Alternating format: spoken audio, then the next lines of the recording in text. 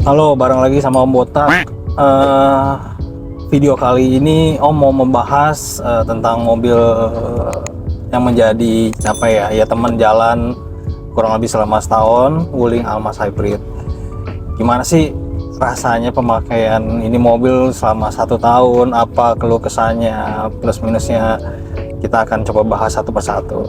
Ya, mungkin kita bahas dari desainnya dulu ya. Mungkin kalau secara desain memang Wuling terlihatnya SUV yang gagah lah ya, dengan bodinya yang terlihat sporty gitu kan.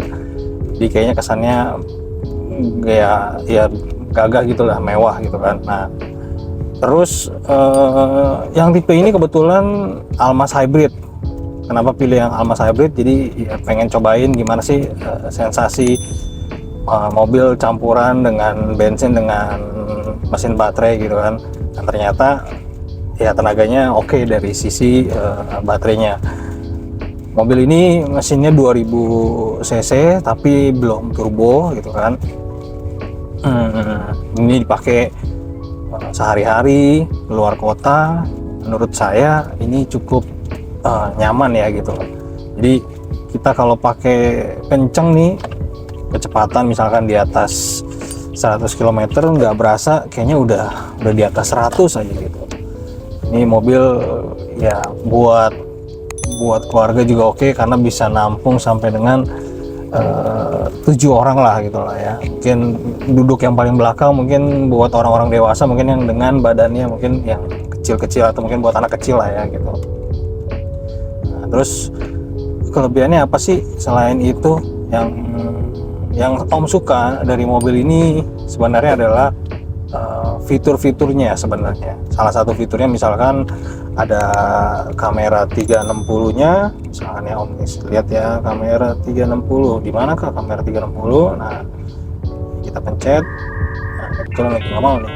Biasanya dia akan otomatis muncul begitu saat mobil ini posisinya lagi pelan jalannya dan kita lagi mau belok ke kiri atau belok ke kanan, dia akan otomatis akan muncul. Nanti kita sambil lihat ya kalau muncul ya. Nah, fitur itu menurut saya cukup berguna gitu, dan membantu kita misalkan di saat jalan-jalan yang sempit, terus kayak kita butuh lihat nih kira-kira di depan kena sesuatu gak ya. Nah, dengan adanya kamera 360 kita jadi lebih safety lah, yang lebih aman, kayaknya ngerasa kayaknya nggak kena gitu kan. Dan kameranya termasuk jernih. Jadi kalau Om pernah coba-coba dengan beberapa brand yang lain, kameranya ini termasuk canggih. Nah, fiturnya apa lagi? Yang berikutnya dia ada namanya fitur ADAS ya, fitur ADAS. Jadi dia tuh ADAS itu kayak cruise control lah ya. Dia bisa otomatis mobil ini maju sendiri, berhenti sendiri tanpa perlu kita injek gas rem. Ya, itu biasanya Om pakai kalau misalkan di jalan tol, kita mau buat santai, itu kita tinggal ngeset, itu dia bisa nanti otomatis sendiri. Nanti kita akan coba ya.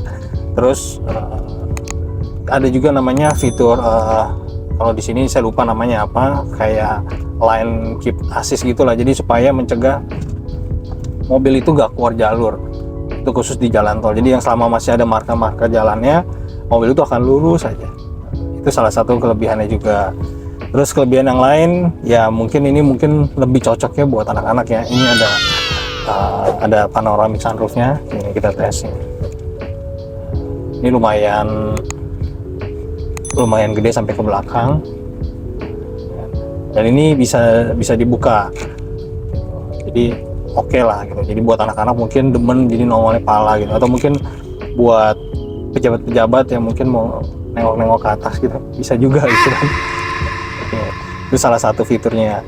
Nah, terus kelebihan yang lain, kita tahu ya misalkan mobil-mobil mungkin mobil-mobil Jepang gitu, biasanya kalau buka jendela mungkin hanya di pengemudi saja yang bisa turun naiknya otomatis. Nah, kalau yang di sini empat-empatnya bisa otomatis. Jadi kayak mungkin itu fiturnya sepele, tapi menurut saya ya oke gitu. Memang harusnya sebenarnya empat-empatnya otomatis. Nah, kalau yang di sini udah semuanya otomatis. Terus dari kesan interiornya menurut saya sih cukup oke. Yang saya suka lagi dari sininya nih, ini transmisinya ini kayak joystick, jadi kita kayak bukan yang manual yang cetak. Nah ini kita cuma tinggal ngegeser doang, nah dia udah otomatis kayak joystick lah, jadi kecil. Nah, itu ada suara-suara wulingnya gitu kan. Terus yang saya suka juga dari Wuling di sini adalah tampilan MID-nya. Kalau misalnya nanti teman-teman bisa lihat nih, ini tampilannya cukup besar ya, full digital juga gitu. Jadi kayaknya mau ngelihat informasi apapun bisa terlihat di sini, bahkan sampai bisa ngelihat misalkan kondisi ban ya kan, anginnya kempes atau enggak, di sini juga kelihatan. Ya, canggih sebenarnya fiturnya. Nah, oke, terus kelebihannya apa lagi ya? Kalau menurut saya untuk di bangku kedua itu cukup lega. Saya pernah duduk di bangku kedua itu cukup lega ya, nyaman karena kan jaraknya gede gitu kan. Apalagi kalau misalkan bangku yang ketiganya itu dilipet, jadinya kita kalau misalkan mau keluar kota tuh taruh barang, koper barang apa, itu cukup luas gitu. Nah, fitur apa lagi yang mau dikasih tahu ya? Lampu dia udah otomatis juga, kita bisa set, artinya otomatisnya dia akan kasih tambahan lampu jauh. Begitu melihat jalanan itu kondisinya gelap, dia akan otomatis kasih lihat lampunya, dia pakai lampu jauh jadi kelihatan gitu. Tapi begitu ada kendaraan lain dari arah kita, dia akan otomatis matiin lampu jauhnya. Ya tujuannya supaya view-nya terlihat lah, buat aman lah gitu ya. Cuman dia belum elektrik otomatis kalau misalkan hujan, nah itu belum, otomatis wipernya belum. Terus di sini setirnya udah komplit untuk kita atur MID, atur audio, suara, mau pakai apa di sini juga bisa diatur gitu. Speakernya pakai Infinity, cuman menurut saya masih harus ditambahin tambahan subwoofer mungkin biar jadi lebih oke lagi. Terus udah ada beberapa soft touch-nya di sini, kalau dilihat ya, ini udah soft touch, ini soft touch, semuanya. Ini setirnya juga dipegang juga udah enak gitu. Ini udah lampunya udah LED, yang di situ juga udah LED. Semuanya lampunya rata-rata LED semua sih. Sebenarnya udah oke. Nah, oke, mungkin itu ya beberapa kelebihannya. Nanti mungkin kalau ada kelebihan yang lain nanti saya akan infoin. Nah, kita bahas sedikit beberapa kekurangannya. Apa yang bikin akhirnya Om memutuskan untuk menjual ini mobil, pengen cobain mobil yang lain gitu. Nah, kekurangannya selama 1 tahun lebih lah ya pemakaian. Pertama, ini yang disayangin. Ini head unit termasuk besar ya, kurang lebih mungkin 10 inch lebih kali ya. Head unitnya besar, tapi sayangnya nggak bisa Apple CarPlay. Android Autonya juga masih pakainya sistemnya mirroring, jadi kayaknya bener-bener kayak nggak ada guna gitu. Ini cuman buat ngatur lebih ke arah ya fitur-fiturnya si Wulingnya sendiri, tapi buat multimedianya menurut saya ini sayang sih gitu. Mungkin kalau kasih nilai ya dari 10 mungkin nilainya mungkin 4 atau 3 gitu, sayang gitu. Jadi Om selama ini cuman pakainya ya radio gitu. Paling ya kalau dengerin musik koneksinya pakai Bluetooth doang, jadi bisa koneksi dengan Bluetooth, pakai handphone Android ataupun Apple iPhone itu bisa koneksi dengan Bluetooth, jadi kita cuman jadi dengerinnya ya musik gitu. Kalau video buat nonton YouTube kayaknya pakai mirroring menurut saya cukup repot ya gitu loh. Itu kekurangan pertama. Kekurangan kedua, kadang-kadang dia suka, ini ada fitur Wuling auto comment ya kan. Nah, Wuling itu kadang-kadang suka sensitif, tiba-tiba dia nanti ngomong sendiri. Itu yang kadang-kadang suka mengganggu kita, padahal nggak ngomong-ngomong tentang Wuling dia muncul. Nah, terus kekurangan yang berikutnya juga ya tadi yang saya bilang speakernya untuk speaker Infinity dia kurang rendah, sayang sih. Nah, masalah bensin, boros gak sih? Bensin bisa dibilang karena ini hybrid jadi lumayan irit, tapi nggak irit-irit banget gitu kan, karena memang kita tahu Wuling yang tipe di bawahnya ini yang RS Pro itu terkenal dengan keborosannya gitu. Nah, yang ini sedikit menurut saya cukup baik lah ya. Jadi pernah keluar kota mungkin bisa 1:18 atau 1:19 itu untuk pemakaian di luar kota. Saya pernah ke Bandung kalau nggak salah 2 malam itu ke Bandung, Jakarta, Tangerang, Bandung, itu menghabiskan isi bensin 300.000. Ya nggak tahu ya irit atau enggak, tapi menurut saya sih cukup oke lah ya kita isi bensin 300.000 untuk keliling Bandung dan pulang pergi dari Tangerang, Bandung, Tangerang. Nah, kalau misalkan dilihat kayak sekarang aja nih, rata-ratanya sekarang lagi 22 km per liter. Nah, dia semakin irit kalau kondisi jalanannya semakin macet. Jadi mesin baterainya yang bekerja. Nah, kekurangannya apalagi sih? Jadi kemarin mobil ini ada masalah gitu kan, kebetulan lagi ada masalah, ada salah satu spare partnya yang kena batu, jadi bikin si radiatornya bocor gitu. Nah, tapi udah diklaim dan diganti yang baru radiatornya. Nah, cuman saat itu Om harus nunggu kurang lebih 2 bulan. Itu yang salah satu ya entah ya mungkin kekurangan atau apa, jadi nunggunya lumayan lama gitu. Nah, untungnya kebetulan waktu itu kenalan teman di salah satu cabang Wuling di Pluit ya, kebetulan kenal kacapnya, jadi dia kasih bantu pinjam untuk unit backup Wuling review waktu itu ya. Cuman ya tetap aja jadinya ngerasa udah bayar cicilan tapi nggak dipakai-pakai di mobil gitu kan ya, sampai sempat komplain juga di media sosial, sampai akhirnya ya baru mungkin dipercepat gitu lah ya. Nah, kekurangan berikutnya menurut Om yang paling fatal ya. Jadi ini mobil waktu Om beli kurang lebih